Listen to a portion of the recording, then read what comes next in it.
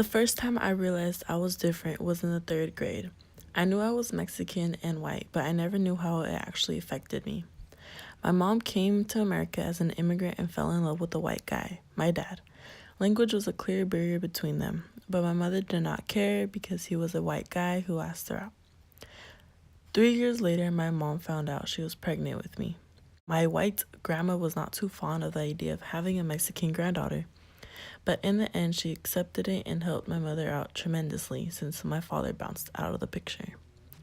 Growing up, I learned Spanish and English simultaneously. Starting school, I was in an intermediate program where the teacher spoke English and Spanish.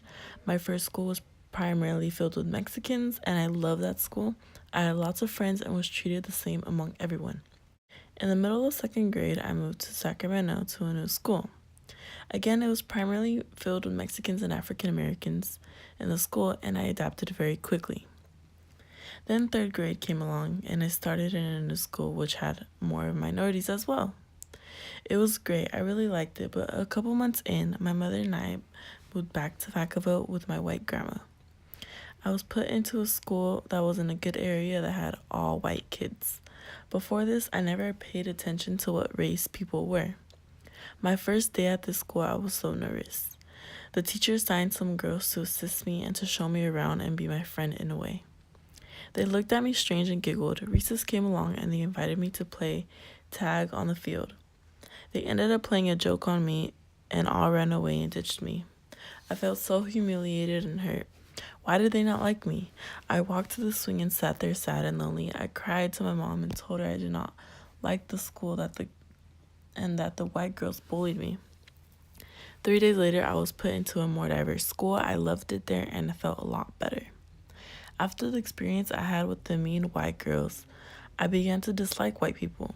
I started stereotyping them and judging them automatically without getting to know them. I knew it was wrong of me, but I couldn't help it.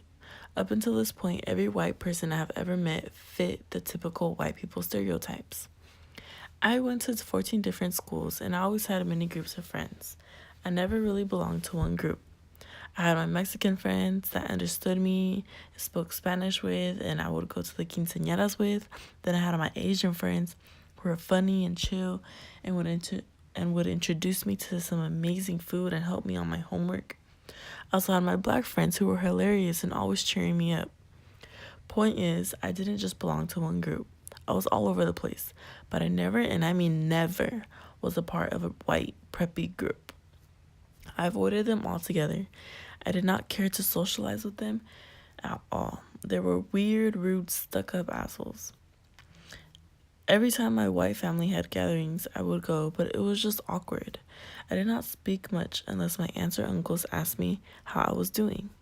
I hated going to these gatherings because they were boring. There was nothing like going to a Mexican family reunion. The birthdays, the quinceañeras, the weddings, the carnitas asadas. The vibe was just a whole different story. Now, don't get me wrong, I love my white family. But they just have different beliefs. They support Trump 1,000%. They can't understand a minority's point of view because they have white privilege. They've never had to dealt with it. My mother is also not very welcome at these gatherings. Every time she does make an appearance, she's secretly judged from head to toe. You can see a clear difference in how my mom is treated compared to how my uncle's wife is treated. Going out with my grandma is fun. I enjoy her company. As long as the conversation doesn't shift to any sensitive topic, then it gets very uncomfortable real fast. I lose my shit and become very defensive. She is racist, but not openly racist. She's the type that gives bad looks and mumbles under her breath, but will never say anything in front of anybody else. One thing I hate the most is when she says that typical phrase that all racist people say. I'm not racist, I don't see color. Or she'll hit me with one of these. One of my best friends is black. How could I ever be racist?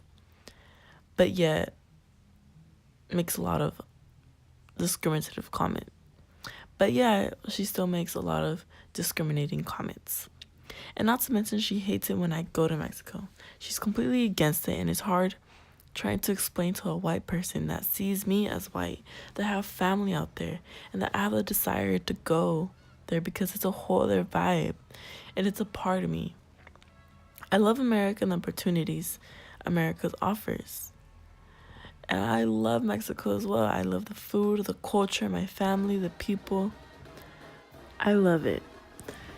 Being biracial has affected me by allowing me to be more open-minded, by being exposed to more cultures and different viewpoints. It's really allowed me to broaden my understanding of the human race. And that is how being Mexican and white affects me.